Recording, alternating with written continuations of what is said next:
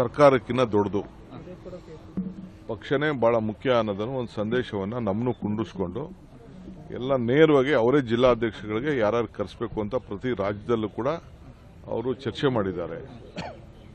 ಪ್ರತಿ ಒಂದು assembly ticket ಕೊಡೋಕ ನಿಮ್ಗೆ ಕೇಳಿದ್ರ ನಿಮ್ಮ ಹತ್ರ ಗಮನಕ್ಕೆ ವಿಶ್ವಾಸಕ್ಕೆ ತೆಗೆದುಕೊಂಡ್ರ ಅಂತ ಕೂಡ ಪ್ರಶ್ನೆ ಕೇಳಿದ್ದಾರೆ. ಅಂದ್ರೆ ಆ ಮಟ್ಟಕ್ಕೆ ಪಕ್ಷದ ಅಧ್ಯಕ್ಷರನ್ನ ಅವರು ಶಕ್ತಿ ತುಂಬಬೇಕು ಅನ್ನೋ ದೃಷ್ಟಿಯಿಂದ ಅವ್ರಿಗೆ ಮೆಂಬರ್ಶಿಪ್ ಯಾವ ರೀತಿ ಮಾಡಬೇಕು, ಆಮೇಲೆ ವೋಟರ್ ಲಿಸ್ಟ್ನ BLAಗಳನ್ನ ಏನು ಮಾಡಬೇಕು, ಬೂತ್ ಲೆವೆಲ್ ಏಜೆಂಟ್ನ ಯಾವ ರೀತಿ ವೋಟರ್ ಲಿಸ್ಟ್ನ ಸೇರಿಸುವಂಥದ್ದು, ವೋಟರ್ ಲಿಸ್ಟ್ನ ಕೆಲವು ಕಡೆ ತೆಗೆದಾಕುವಂಥದ್ದು, ಸೇರಿಸುವಂಥದ್ದೆಲ್ಲ ಕೆಲವೆಲ್ಲ ಬೇಕಾದಷ್ಟು ಕ್ಷೇತ್ರಗಳು ಬಂದಿದೆ. ನಮ್ಮ ರಾಜ್ಯದಲ್ಲೂ ಕೂಡ ಕೆಲವೆಲ್ಲ ಎಕ್ಸಾಂಪಲ್ಸ್ಗಳನ್ನೆಲ್ಲ ಕೊಟ್ಟಿದ್ದಾರೆ. ಮಹಾರಾಷ್ಟ್ರ ಅಲ್ಲಿ, ಹರಿಯಾಣ ಅಲ್ಲಿ ಎಲ್ಲ ಕೂಡ ಈ ರೀತಿ ನಡೆದಿದೆ ಅಂತ. ಸೊ ಅದಕ್ಕೆ ವೋಟರ್ ಲಿಸ್ಟ್ ಬಗ್ಗೆ ಕೂಡ ಅವರು ನಮಗೆ ಮಾರ್ಗದರ್ಶನ ಕೊಟ್ಟಿದ್ದಾರೆ. ಸೋಷಿಯಲ್ ಮೀಡಿಯಾ ಏನು ಮಾಡಬೇಕು, ಪ್ರೆಸ್ ಅವ್ರು ಏನು. ಕಂಗ್ರ್ಯಾಚುಲೇಷನ್ಸ್. ಯಾರು ಹುಡುಗ? ಮದುವೆ ಅಲ್ಲ, ಬಿಸ್ನೆಸ್ ಸ್ಟಾರ್ಟ್ ಮಾಡ್ತಾ ಇದ್ದೀನಿ. ಹೌದಾ? ಹೇಗೆ? ಬಾಸ್ ವಾಲಾ.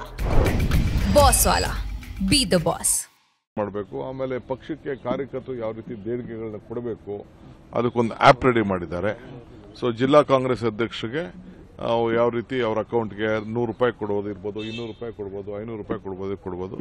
ನೀವೇನು ದುಡ್ಡು ಮಾಡ್ತೀರಿ ನಾವು ಇಲ್ಲಿಂದನೂ ನಿಮಗೆ ಸ್ವಲ್ಪ ಸಹಾಯ ಮಾಡ್ತೀವಿ ಅಂತ ಕೂಡ ಹೇಳಿದ್ದಾರೆ. ಅವ್ರಿಗೆಲ್ಲ ಕೂಡ ಮನವರಿಕೆ ಮಾಡಿದ್ದಾರೆ.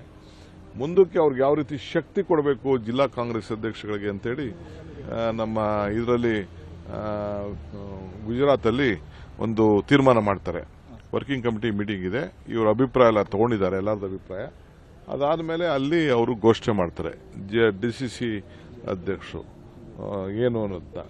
ಆಮೇಲೆ ಯಾರೇ ಆಗಲಿ, ಜಿಲ್ಲಾ ಮಂತ್ರಿಗಳಾಗಲಿ, ಎಲ್ಲಿಂದನೇ ಆಗಲಿ, ಆಲ್ ಮಿನಿಸ್ಟರ್ಸ್ ಫಸ್ಟು ನೀವು ಆ ಜಿಲ್ಲೆಗೆ ಹೋದ ತಕ್ಷಣ ಕಾಂಗ್ರೆಸ್ ಕಚೇರಿಗೆ ಕಂಪಲ್ಸರಿ ಹೋಗಲೇಬೇಕು, ಕಾರ್ಯಕರ್ತರು ಭೇಟಿ ಮಾಡಲೇಬೇಕು. ಆಮೇಲೆ ಜಿಲ್ಲಾ ಕಾಂಗ್ರೆಸ್ ಅಧ್ಯಕ್ಷರನ್ನ ಆ ಮಂತ್ರಿ ಅಲ್ಲಿ ಆ ತಾಲೂಕು ಹೋದ್ರೆ ಬ್ಲಾಕ್ ಕಾಂಗ್ರೆಸ್ ಅಧ್ಯಕ್ಷರನ್ನ ಕಂಪಲ್ಸರಿ ಅವ್ರ ವಾಹನಗಳಲ್ಲೇ ಕುಂಡಿಸ್ಕೊಳ್ಬೇಕು ಅನ್ನೋದು ಕೂಡ ಸೂಚನೆಯನ್ನು ಕೊಟ್ಟಿದ್ದಾರೆ.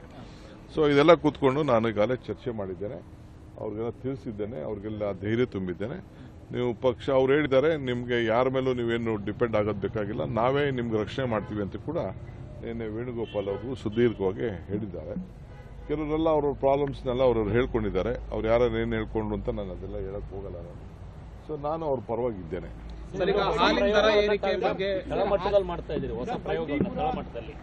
ಹೌದು, ಪಕ್ಷ ಕಟ್ಟಲಿಕ್ಕೆ ಒಂದು ಹೊಸ ಪ್ರಯೋಗನ ನಮ್ಮ ಇಡೀ ದೇಶದಲ್ಲಿ ರಾಹುಲ್ ಗಾಂಧಿ 3 ಗಂಟೆ ಕೂತಿದ್ರು. ಅವರೇನೆ 3 ಗಂಟೆ ಕೂತ್ಕೊಂಡು ಮಾಡಿದ್ದಾರೆ. ಇನ್ನ 2-3 ಮೀಟಿಂಗ್ ಈ ತರ ಮಾಡ್ತಾ ಇದ್ದಾರೆ. ಅವರು ಕೂತ್ಕೊಂಡು ಒಟ್ಟು 4 ಗಂಟೆ ಮೀಟಿಂಗ್ ನಡೀತು. ಸೊ 3 ಗಂಟೆ ಅಧ್ಯಕ್ಷರು ರಾಹುಲ್ ಗಾಂಧಿನೇ ಕೂತ್ಕೊಂಡು ಮಾಡಿದ್ರು. ಆಮೇಲೆ 1 ಗಂಟೆ ಪ್ರೆಸೆಂಟೇಷನ್.